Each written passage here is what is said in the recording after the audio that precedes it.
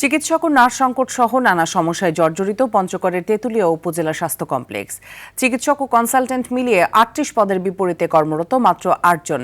এতে ঘন্টার পর ঘন্টা অপেক্ষা করেও কাঙ্ক্ষিত চিকিৎসা সেবা পাচ্ছেন না রোগীরা। আবার লোকবল সংকটে অব্যাহত থাকতে নষ্ট হচ্ছে উন্নত মানের যন্ত্রপাতি। পঞ্চগড়ের তেঁতুলিয়া সংবাদদাতার পাঠানো তথ্যচিত্রে আরও জানাচ্ছেন সুলাইমান কবির। প্রায় ২ লাখ মানুষের স্বাস্থ্যসেবা নিশ্চিতে ১৯৮০ সালে প্রতিষ্ঠিত হয় পঞ্চগড়ের তেঁতুলিয়া উপজেলা স্বাস্থ্য কমপ্লেক্সটি। ৫০ শয্যার হাসপাতালটিতে প্রতিদিন গড়ে ৩০০ থেকে ৪০০ রোগী আসেন চিকিৎসা নিতে। তবে প্রয়োজনীয় জনবল সংকটে চিকিৎসা দিতে হিমশিম খেতে হচ্ছে হাসপাতাল কর্তৃপক্ষকে। প্রতিষ্ঠানটিতে ২৮ চিকিৎসক পদের বিপরীতে কর্মরত মাত্র ৭ জন।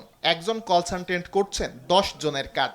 সবচেয়ে উদ্বেগের বিষয়, হাসপাতালের সার্জারি বিভাগে নেই কোনো চিকিৎসক। পরিসংখ্যানবিদ, হিসাবরক্ষক, স্টেনোটাইপিস্ট পদের সবগুলোই শূন্য।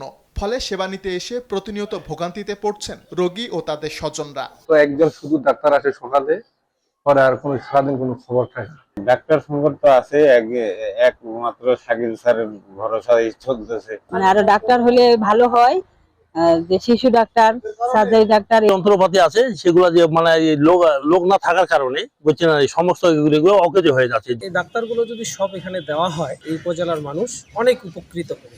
শূন্য পদে একাধিকবার লোকবল চাইলেও তা দেয়া হয়নি বলে জানালেন উপজেলা স্বাস্থ্য কর্মকর্তা। এই লোকবলের ঘাটতিটা হয়তোবা আমরা যদি পূরণ করতে পারি, সেক্ষেত্রে হয়তোবা আমরা আরো অনেক বেশি স্বাস্থ্যসেবা প্রদানে আরো বেশি আগ্রহী হব এবং আমাদের জন্য কাজ আরো অনেক সহজ হয়ে উঠবে।